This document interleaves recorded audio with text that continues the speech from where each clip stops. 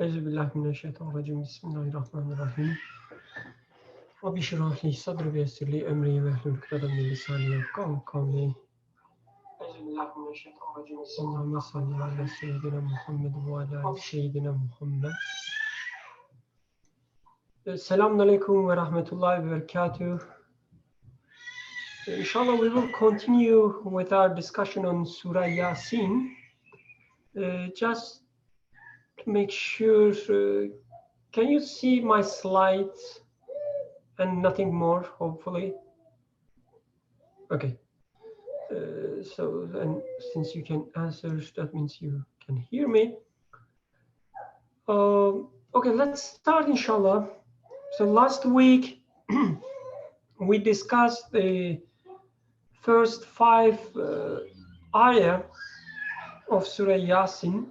And inshallah, today we will continue with ayah number 6 and see to what ayahs we will reach. Well, let's start reading from the first ayah, inshallah, just to remind ourselves. So, Yusuf, do you mind reading the Arabic? And then I will read the English translations later, inshallah. ياسين والقرآن الحكيم إنك لمن المرسلين على صراط مستقيم تنزيل العزيز الرحيم لتنذر قوما ما أنذر آباؤهم فهم غافلون لقد حق القول على أكثرهم فهم لا يؤمنون إنا جعلنا في أعناقهم أغلالا فهي إلى الأذقان فهم مقمحون وجعلنا من بين أيديهم سدا ومن خلفهم سدا فأغشيناهم فهم لا يبصرون وسواء عليهم أأنذرتهم أم لم تنذرهم لا يؤمنون إنما تنذر من اتبع الذكر وخشي الرحمن بالغيب فبشره بمغفرة وأجر كريم إنا نحن نحيي الموتى ونكتب ما قدموا وآثارهم وكل شيء أحصيناه في إمام مبين. Jazakallah khairan. Thank you for the beautiful reading. And let's start from the beginning. Yasin. So there are some scholars who think that this Yasin is coming from the word which somehow means, "Oh, you human being."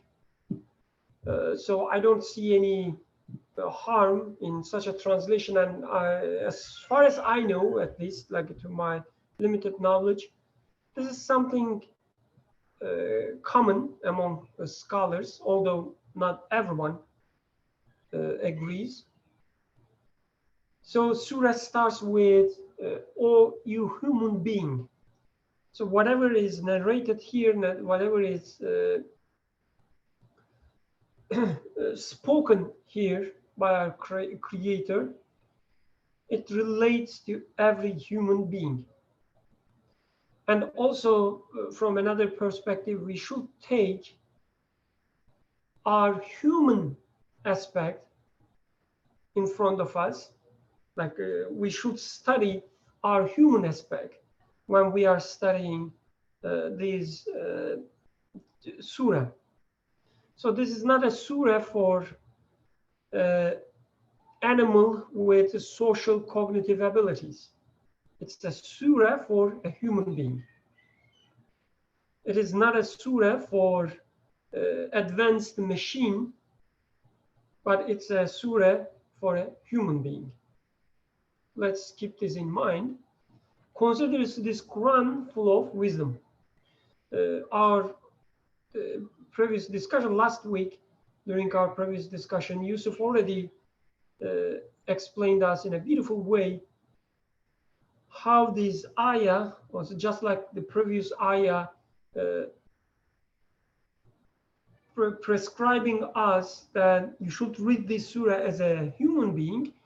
Now this ayah says, okay, when you read this surah, do not forget that Quran, the text that you are reading, or the speech of your creator, is full of wisdom. So whatever is reading, whatever is you are studying, you should study it from a wisdom perspective. Don't forget the wisdom in it. Verily, you are indeed among God's message bearers, among Rasuls, the messengers, or message bearers. We said we could read these in different ways. I guess the first level, the immediate and obvious level, it speaks to the first addressee of the verse, who is our beloved Prophet Muhammad sallallahu alaihi wasallam. But also at the same time, at the second layer, the surah is talking to us. The ayah is talking to us and telling us that whatever in you as a human being, there is this message barrier aspect as well. So you are among those who carry messages. Whatever happens around you, you can even read in the third layer. At the third layer, you can say that whatever among me, around me, around myself, there's an aspect in it which is a message barrier. So starting from the very specific person who brought us this message and also taught us how to live this message. And then in the second layer, talking to us, every human being. And the third layer, talking about every creature around us, that everything that we experience, everything that we interact with, carries some messages. And then pursuing a straight path, I'm just reading these parts very quickly because we already discussed in detail last week. Pursuing a straight path, again, at different layers, this ayah would mean different things. At the first layer, the path of prophethood. Path of prophet is the straight path that we should aim for, that we should target. On another layer, whatever we go through in our life, although sometimes it seems to us as a fluctuating, as a chaotic, full of the ups and downs, our Creator says, no, you are in a straight path. You are in a straight path which would carry you some messages. By virtue of what is being bestowed from on high by the Almighty, the dispenser of grace. Aziz Rahim. So whatever I'm telling you here, our Creator says, we read it as coming from Rahman al-Aziz. Again, I'm leaving the details here because again, our brother Yusuf already discussed this in details. You can always check our YouTube channel, like a commercial.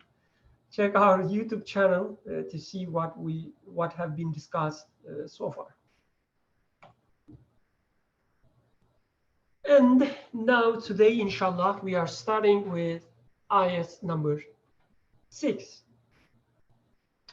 Bestowed upon you, or let's start. This is the inclusion of the translator, so that you may warn people. Litunzira, right? So that you may warn.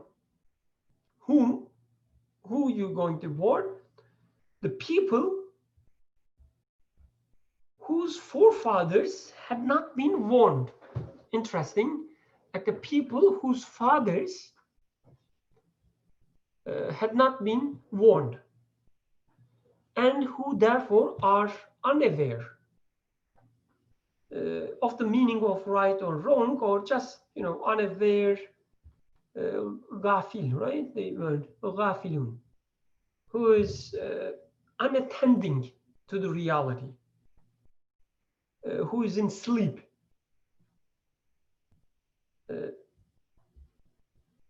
not awake. So that's interesting ayah. Before sharing my own takes, I wonder what you people think about it. Like, so far we studied that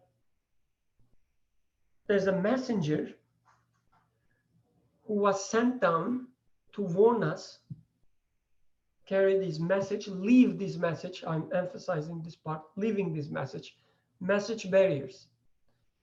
So we talk about different layers of message barriers. Like at the very bottom layer, when we take everything as a message barrier, you can take them as just like the postmen. They just carry a message and leave it to you. But then other layers, as you go upper, so when ayah is talking about me, when saying that you are among message barriers, I do not only carry messages, but I only experience them. I also experience them. I live them. And at the topmost layer, when we talk about a specific messenger that this ayah is referring to, the prophet also lived this message. He was an example. He established an example for us. So we're not taking him as a postman now. So anyway, we studied that the messenger is carrying the message, living the message, warning us.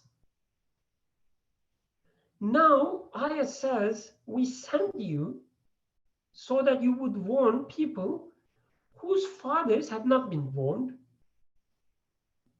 thus, and who therefore are unaware.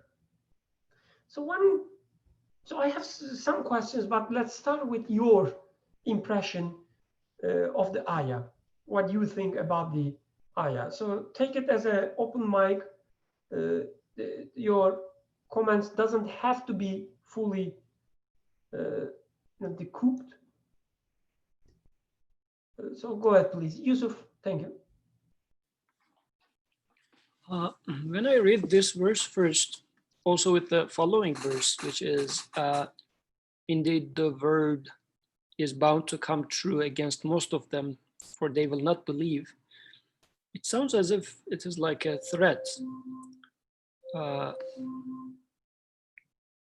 So as if the Creator is saying that, like, those are the people out there which their fathers were not warned, so you're going to warn them, but they are doomed anyways. So it sounds a little bit, it might sound a little bit wrong, because as if this awkward feeling comes into me, well, they were not warned before, this is why they are oblivious to truth, yet they are being doomed. So it sounds a little bit unjust if I read it as such, but I don't know how to read it properly. If you can help with that. Oh, I definitely share your feelings. When we read such verses, they do sound unjust, like if we are honest ourselves. So we're talking about the people who are unbelieving or unaware. Also, they don't believe, and there is something to come. The word is bound to come. So as if, they will be punished.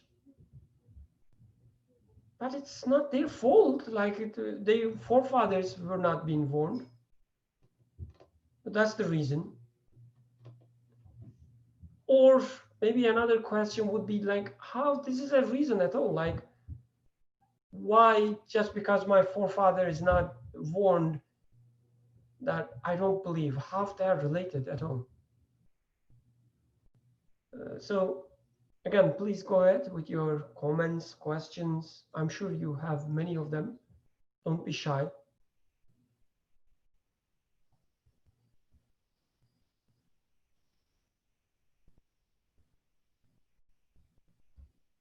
Okay, obviously, the people don't have much questions. So, okay, we heard about a certain way of reading this verse, in which it sounds pretty unjust.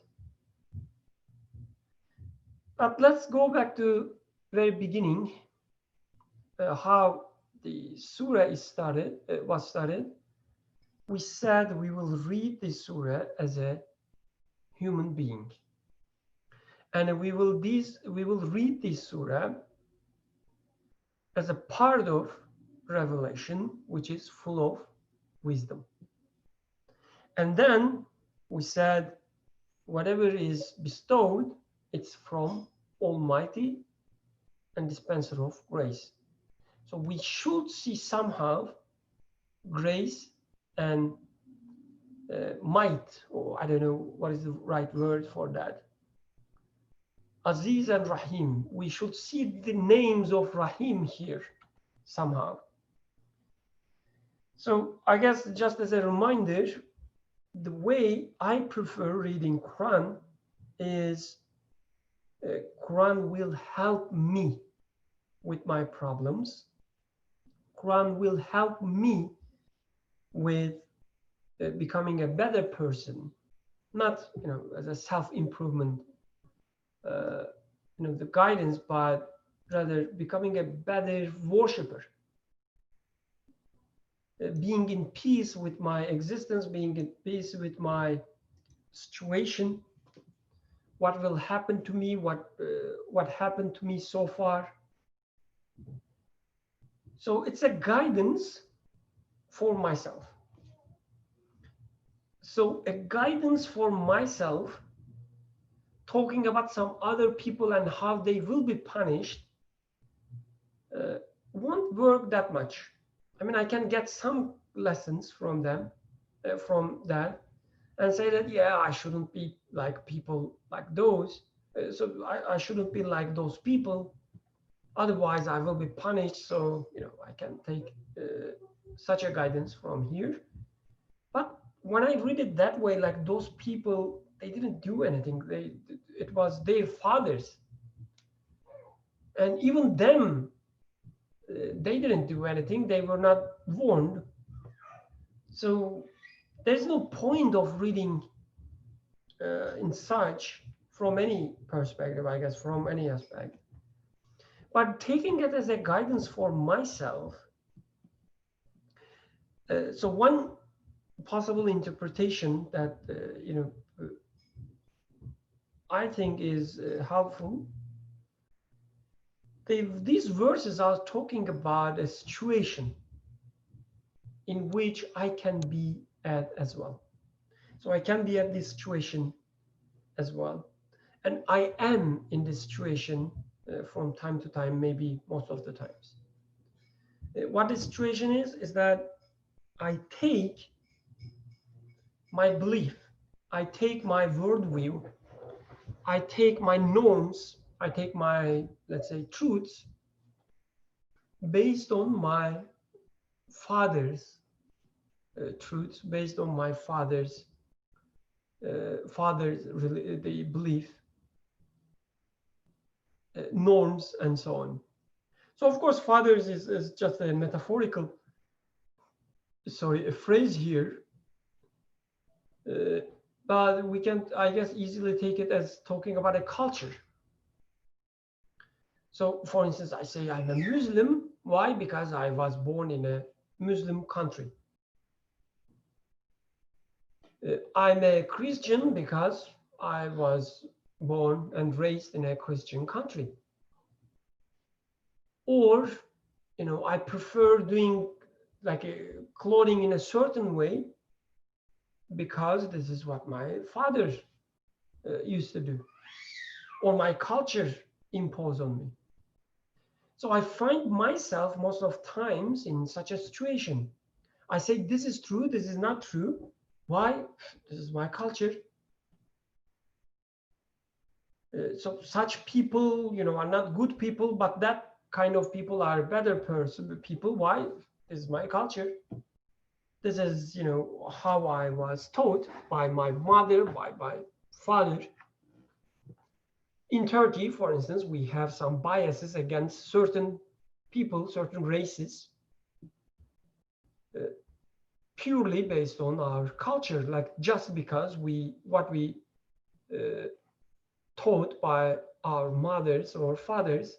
Or the same way here in US, we see that the people have some biases against certain people, and then some stories are made up to justify these biases.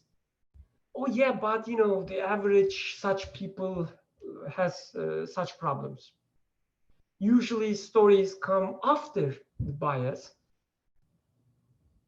So bias start with, our prejudices starts with, let's say, age 5.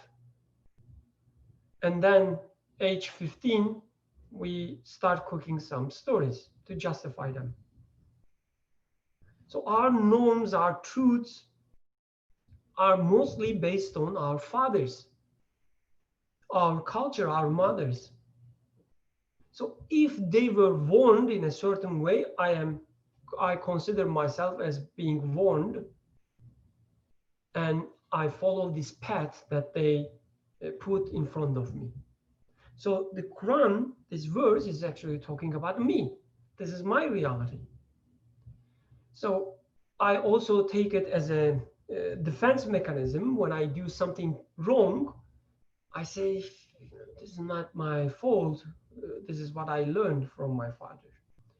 I would be much better person. This is my favorite, like this is what I do all the time.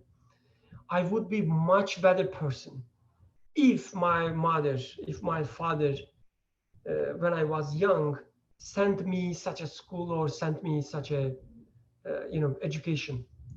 If, only if they taught me how to read Quran properly, I would be much better person. So this is the way I live my reality most of times. And Aishanur says, or my past moments spent unaware. So Aishanur, unfortunately, I have to ask you to elaborate this comment. It is very concise and packed. So if you don't mind, I see it says connecting to audio for Aishanur. So you may have, I don't know, audio problem or connection problem. But if you can speak, please go ahead. Assalamualaikum. Yeah, I was thinking about this verse, the 6th verse about, so that you may warn people whose forefathers had not been warned and who therefore are unaware. And as you said, it makes little sense to me if I think about it in terms of people in the past that may have been related to me. It seems a little unjust, perhaps, like, oh, well, they weren't warned, or they didn't receive the message or any sort of guidance. So, I mean, I was thinking about trying to understand what forefathers means for me then.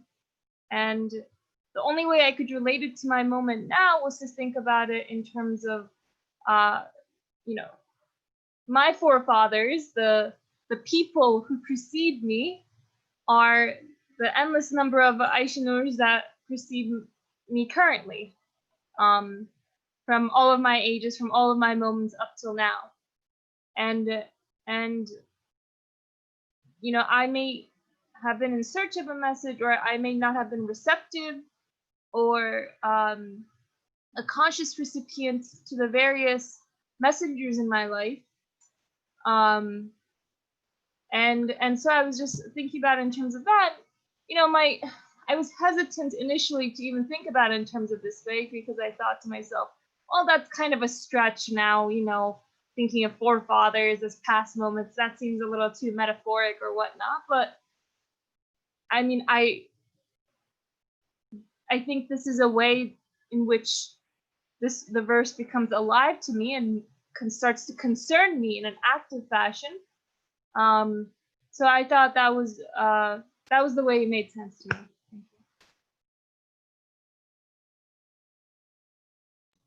Jazakallah khairan. And like, at least to me, it does not sound any far-fetched.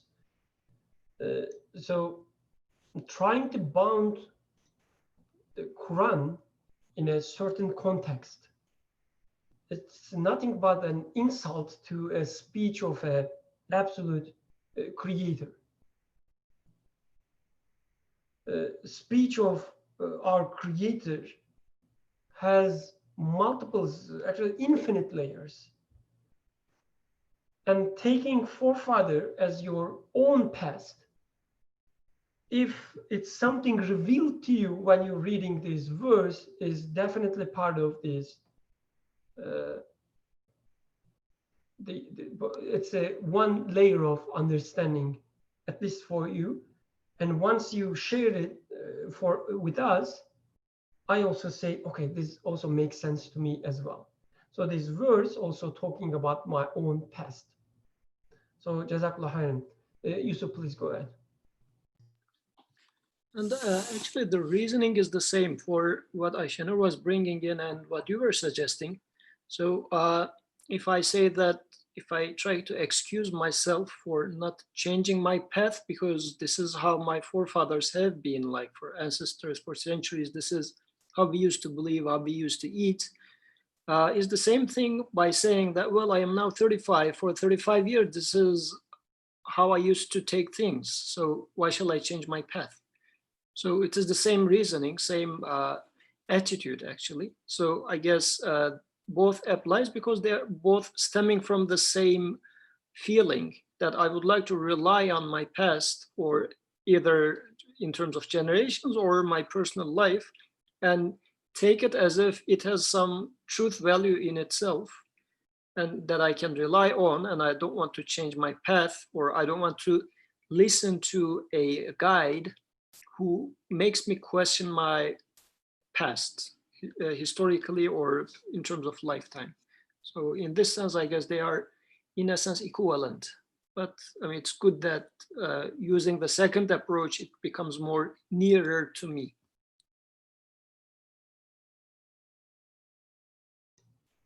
Alhamdulillah.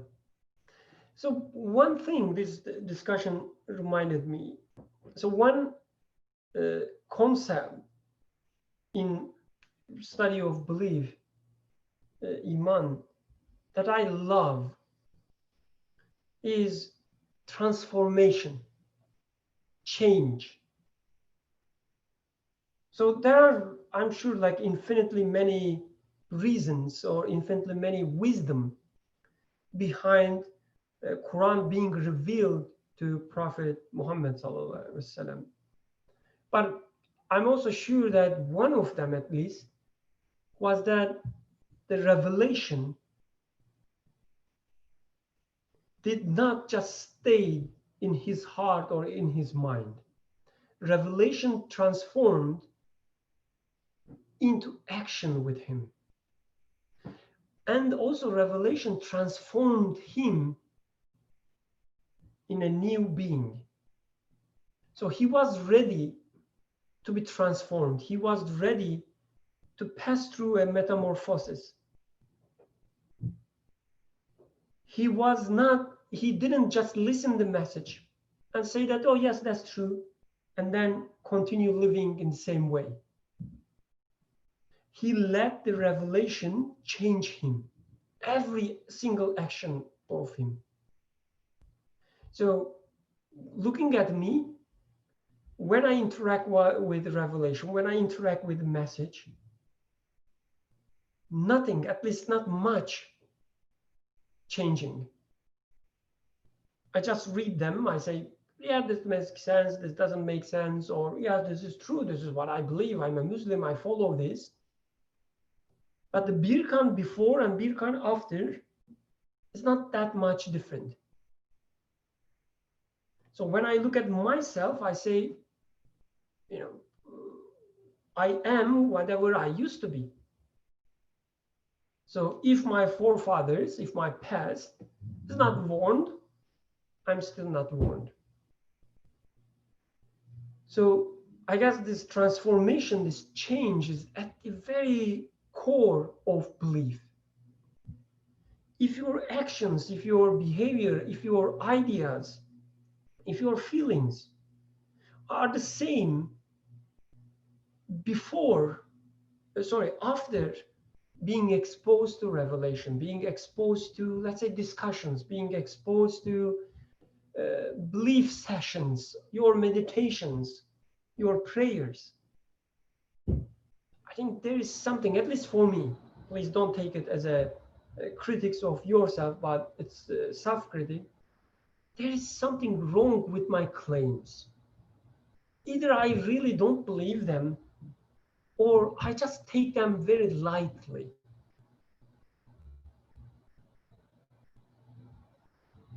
So we will see something similar, I guess, being spoken in following verses. And the second verse here, which is like the seventh verse, a word is bound to come true against most of them, for they will not believe. We can definitely read this as being an unbeliever as a package comes with some consequences which I want them to be created.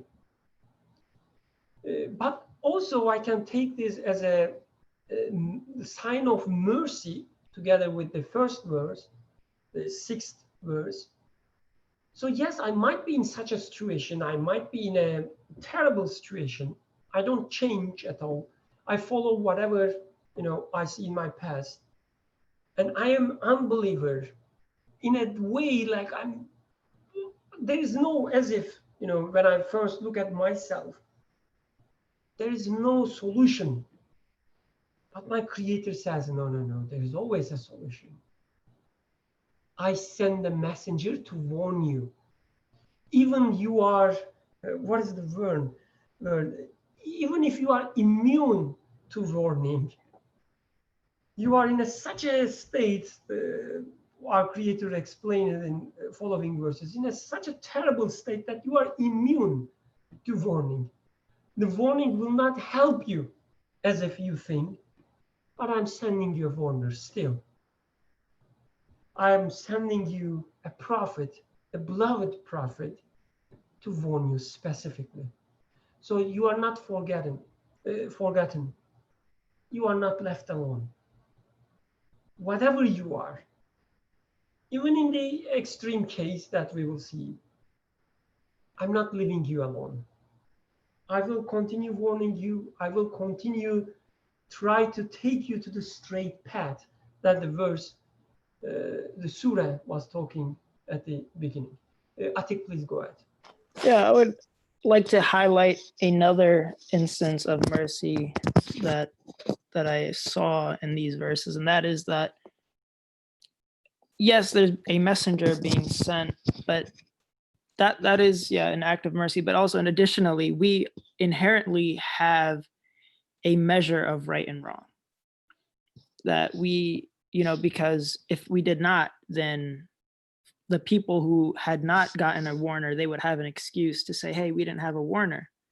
But that's only in addition to, the messengers is only in addition to what they already have to further solidify the argument that, yeah, you have been, sent someone to make it extremely clear what you should be doing. Alhamdulillah, right? We have our minds, we have our conscience. We have our the sense of justice as a messenger, as a message bearers. So the following verses, not immediately following, but probably we will study next week, inshallah. We will start talking about some cities, like a group of people.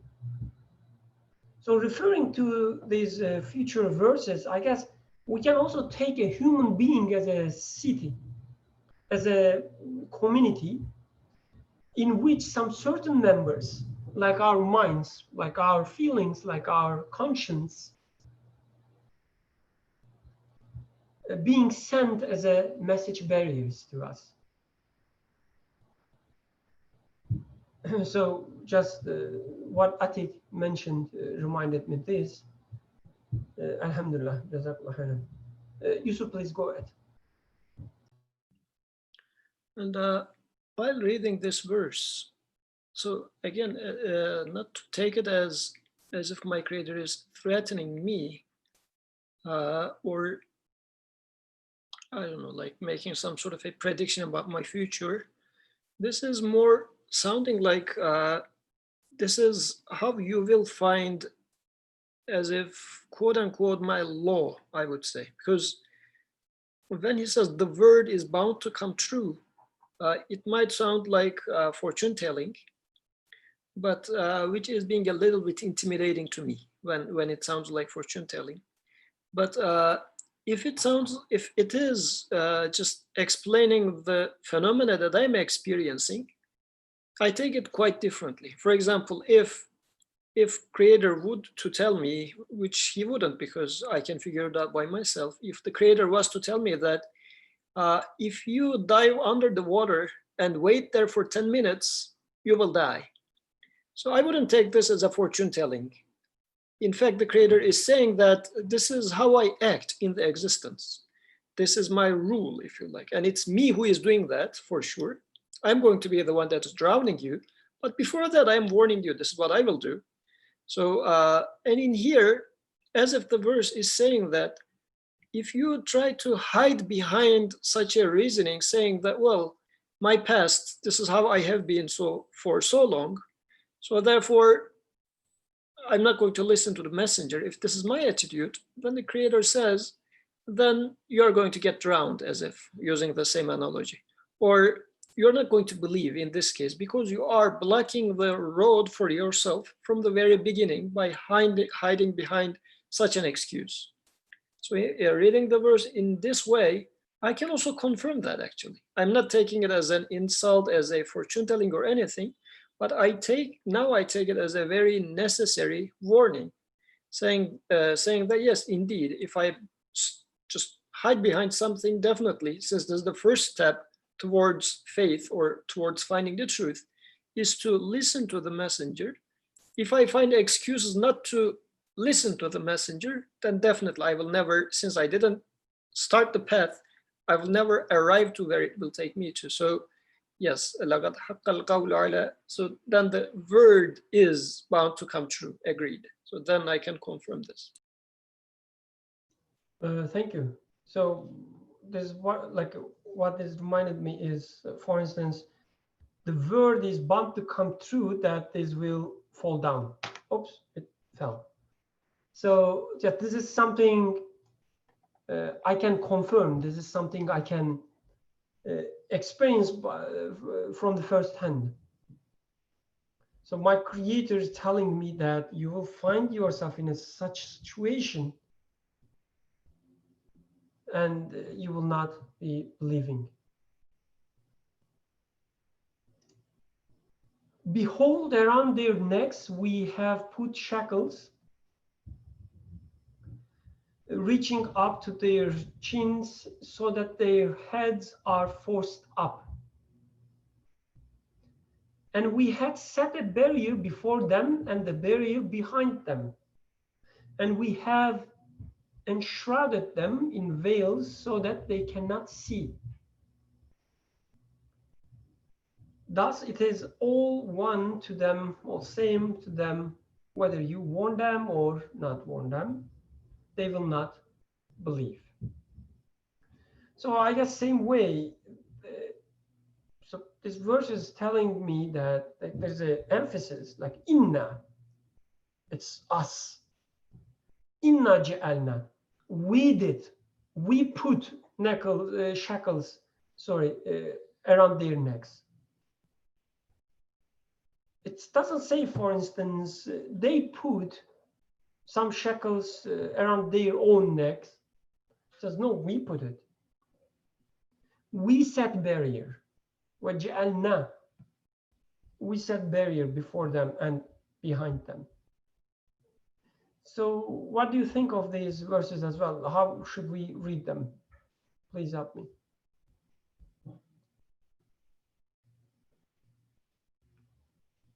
Atik, please go ahead. What I understand is that these people, they chose to willingly reject the messenger, despite knowing that he is in fact correct. And, in retaliation for this act of arrogance, God has caused these people to become even more arrogant. And they don't even know maybe that this happened to them.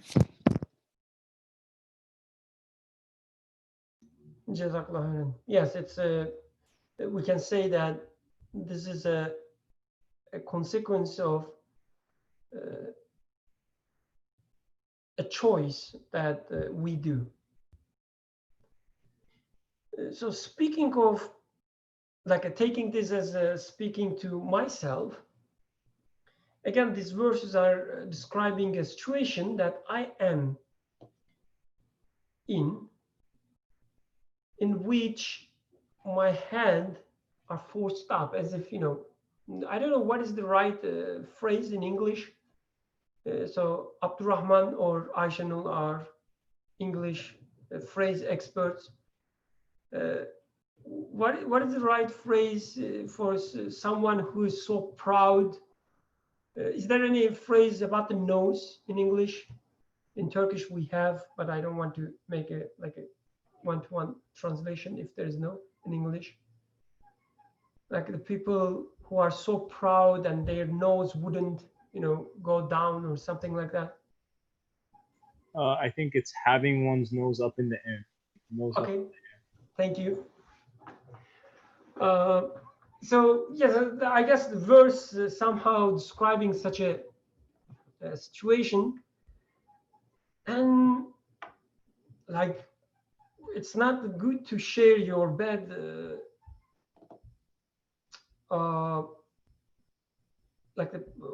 what is the word? Sorry, bad habits in front of others, but just to help our understanding, when I read this verse, it's not that much difficult to say, yes, I am in such a situation, as if my the heads are always forced up. This is the way I to live my life. So proud of myself, so proud of the things that I achieved. And also it also, I guess, has a sense that implies that I do not see what is just in front of me. What is not, I don't see what is in front of my nose. So such a being unaware or oblivious to the reality. And Abdurrahman, please go ahead. Assalamu alaikum. What did he say in the beginning? Like it doesn't have to be cooked or something? Yeah, my thoughts are not cooked. So I just wanted to make a comment, because here in the previous year we were talking about people that were unaware. They were not warning their forefathers. Their forefathers were not warned, and then they were not believing. So they were somehow ignoring something, and then we're not. The Creator is now saying that we have put shackles on their necks, and their chins are raised up, their heads are forced up. And this is like implying some sort of, they're haughty, they're proud. They're not seeing what's in front of them. Maybe they're too proud to see what's in front of them. Like this is the issue with these people. Like almost is how I'm reading it, is that issue that's causing these people to not warn their forefathers, and for them to not believe is because they're proud. Their chins are like raised up, and that makes me question myself, because now we're looking at myself, and I'm like, am I proud? Like I don't think I'm proud. But at the same time, I share the concern that I claim to believe in such things. I claim to believe in some things, but I don't see a change in my life. Maybe I don't see a transformation. So, you know, I feel like I do have some barriers placed around me, and I feel like maybe I'm enshrouded in some types of veils. And just reading this verse, it's like, is my issue because I'm too proud, or is it I'm too proud to see what's in front of me? Maybe it's so like this ego or this idea of the self, or you know, okay, those beliefs are fine, but at the end of the day, when it comes down to it, I'm still going to pick what I enjoy doing. I'm going to still pick.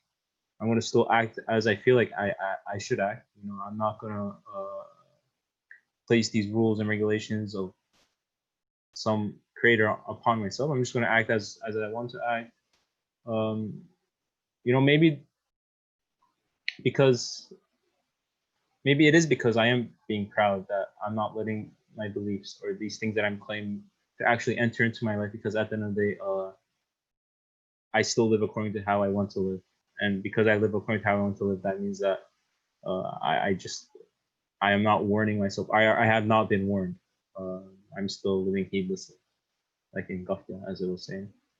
I just wanted, it just caught my attention that the issue seems to be that they're proud and that they have veils around them.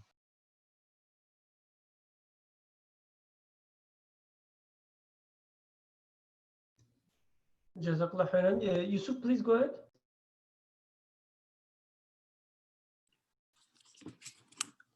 So, for example, if I know that if I stay under the water for 10 minutes, it's going to be an irreversible path and death is going to be created for me. Or if I jump from the window, I'm going to die.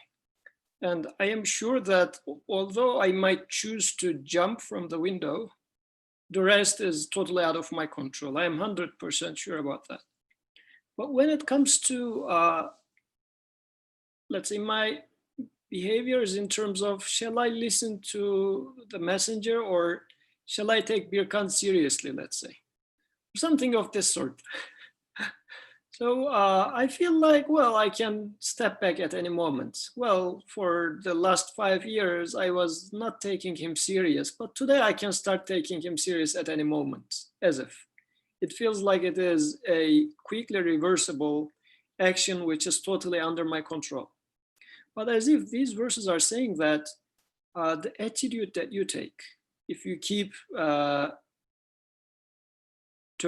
like bringing up this excuse and using this excuse of your past not to listen to the messenger, what's going to happen is we are going to put some shackles around your neck, and it's just going to make you raise your hand and you're not going to be able to put it down again. So it's not that that easily, well, it's totally under my control. If I give value to this person, he becomes valuable. If I don't give value to this person, he becomes useless. If I appreciate messenger, he becomes a valuable person. With my value, with me taking him high, he becomes useful. Otherwise, he is not. As long as this is my attitude, this verse is saying that, do you really think so? Actually, each and every time you make such a choice, we are putting another shackle, and it's becoming not that easily reversible. Your head is being so up, and if I keep saying, let's say, all around the place, well, are you guys listening to Birkan, taking him serious? If I keep saying this, like for 5 years of my life, after 5 years, I'm going to find it too hard to forget about anybody seeing me, just me seeing myself. I will not give a credit or a chance to myself to listen back to Birkan. Well, what is this guy saying? Let me try and listen to him to see if he is making sense. Likewise, if I keep, let's say, not paying attention to the messenger by saying that, well, this is not how we used to do it, then after a certain time, it's going to be too hard for me because I will blame myself. I will put myself to the shame if even I try to attempt to listen to the messenger. So, and in here, these verses are really beautifully depicting my situation, as if I am binding myself with those choices, And practically, this is what's happening. My arrogance keeps getting bigger and bigger, and I'm not able to bow down to the message and messenger. And also, I guess we can talk about verse 9, setting a barrier before and behind me, which is as if I'm getting a person of the moment. I just live the moment because it's all about arrogance. And the only thing, as long as I live such a life, I become, past is gone, future is not there yet. And I'm just trying to just feel myself better by boasting at the moment. So I become this much of a restricted man who only has the moment, and it's about to pass within just a second. So I put myself in such a hard condition, and the Creator says, if you ask for this, I create it for you. And it's not going to be, well, at any moment I can go and listen to the messenger. No. Jazakallah khairan. I tried to ban you while you were talking, but I couldn't find any menu. Otherwise, I would remove you from the participants and not allow you to come back with your terrible example of not listening with Khan. But Alhamdulillah, you were lucky that I couldn't find it. So Jazakallah khairan for beautiful comments and bad examples. So with the 10th verse, thus it is all one, or it is all same for them, whether you warn them or not warn them, they wouldn't believe. So far we took it as consequences of the situation, like being having shackles and then barriers and so on. Thus, we said they wouldn't believe, whether you warn them or not warn them. But I guess we can also take this as a premise and say that we are in such a situation because we don't take warnings as serious. Whether we are warned or not, we wouldn't take them serious. Hence, we find ourselves in a situation in which we have shackles around our necks and then barriers before and after us. We don't take the message barriers, warners as serious. Hence, we cannot see what is in front of us, what is behind us. And we cannot see unless other than what is above us, let's say. So I guess we can take this, the 10th word, in both ways. And whether you warn them or not warn them, going back to the very beginning, taking everything around us as a message. This verse is telling us that everything around you, every creature, every creation, every experience you have carries some message, but you don't take them. You don't take them as a messengers. You just live your life. Moments just pass with you. You don't try to read them. You don't try to take messages. You don't try to take warnings out of them. Or, more practically, you do not take your prophet as an example. You do not follow him. You do not try to change your life according to what you learned from him. You do not let him to guide you. You do not let him to warn you. Hence, this is your situation. So if there are no other comments, I will pass to the next slide. Go with the next slide. I'm waiting for a few seconds.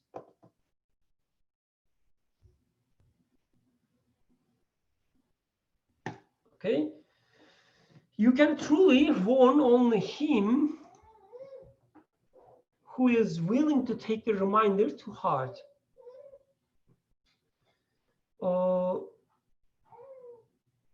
Ittiba. So ittiba, the following, right? taking it serious or taking it to heart, warning or reminder. Who you can warn only him who is willing to take the reminder to heart and who stands in awe of the most gracious, although he is beyond the reach of human perception. So this is the translation of this specific scholar for gaib, bil gaibi, unseen, who stands in awe of the most gracious, who is unseen. Or I guess we can also say Hashir Rahman bil Ghaibi. Feel the awe, fear of the most gracious without seeing, in a way without seeing. Unto such, then, give the glad tidings, good news. Good news of what? Forgiveness and most excellent reward. Oh, so Yusuf, please go ahead. I'm sure you will talk about previous verses. Please go ahead. Yes, yeah, sorry. Can you go back to the previous verse?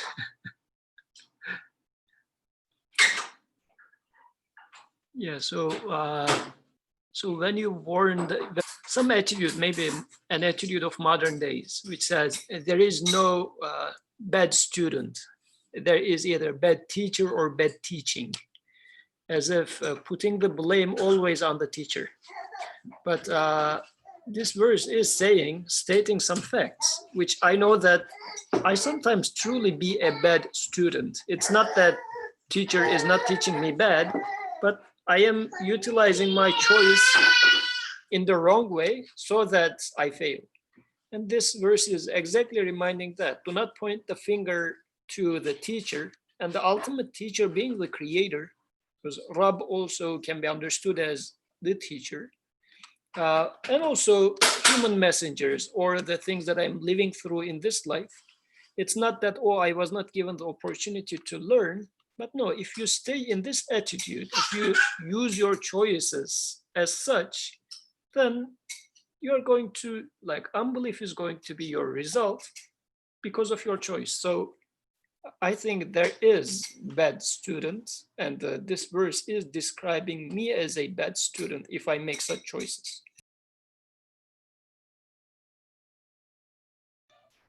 That's definitely true, especially regarding your previous comments. You were complaining about me, but now you honestly confess that it was you that cannot, take me serious.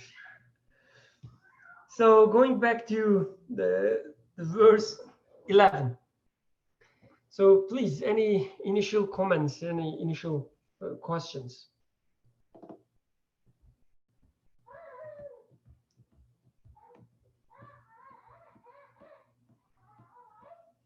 Okay, nothing. Hatice Beyza, would you like to volunteer to share your comments, questions, if you have, of course? Everything is volunteer based, so no feeling of obligation. Okay, let me share my initial takes. Yusuf, please go ahead with even previous. I want to tell my takes, but I'm waiting for you to go to verse 12, so I will wait.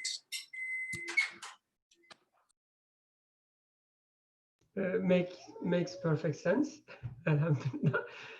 So, okay, what I see here is that previously the verses described my situation in which I find myself in unbelief, or I find myself in a way that don't take messages around me, constantly coming messages around me as seriously, in which I do not follow my prophet as a guide.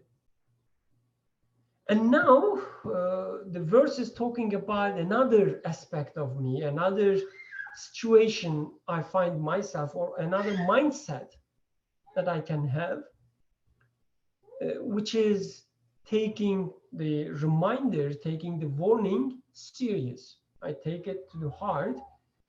And here describes my situation as such that I stands in awe of the most gracious one without seeing it, whatever it means.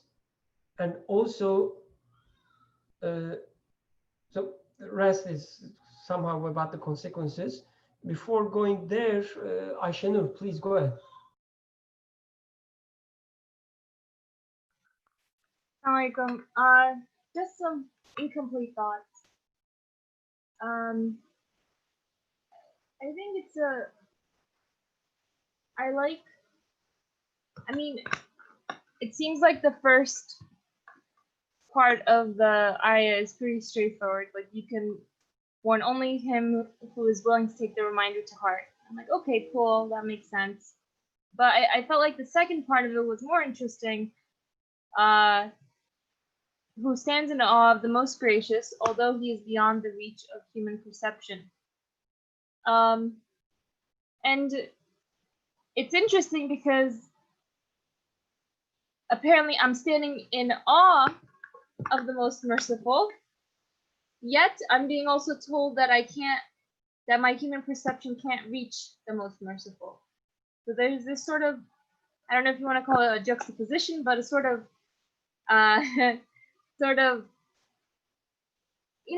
putting side to side an experience with a state of matter of fact. And I was thinking, how do you reconcile that? How does one, why is my creator telling me that, my creator's telling me that although he's beyond human perception, there is a way for me to experience his rahmah, his mercy. And then when it says, give glad tidings of God's forgiveness and of a most excellent reward, it's like the reward, the forgiveness, comes in the very experience of being able to consciously receive that mercy. Once I become aware of the various endless infinite ways in which I'm a constant recipient of his graciousness, of his mercy, of his attributes, then I experience that reward, because I experience a certain sense of contentment and security and peace within myself, because then I come to see things as mercy. Rather, in order for me to conclude that I'm experiencing the most merciful one, I have to first see things as mercy. So I don't know, those are just some initial thoughts of this area. Jazakallah khairan. So that was beautiful. As you were speaking, I thought maybe that I realized that I didn't like that much the translation which says beyond the reach of human perception. But anyway, I had several things to share about this verse, but I see that we are out of time. So let's not try to rush. We also have one more verse. I was planning to go with the 12 as well, but let's not go there. Let's not even conclude with the 11th. Inshallah, we can continue next week from here, on top of what we already discussed. So if you are okay with this, so I just want to make it as a habit for myself, the education. I should educate myself to use time more efficiently. So let's stop here, if you don't mind. And we can continue next week, inshallah. Of course, if you have some concluding remarks or questions, I'm more than happy to take them.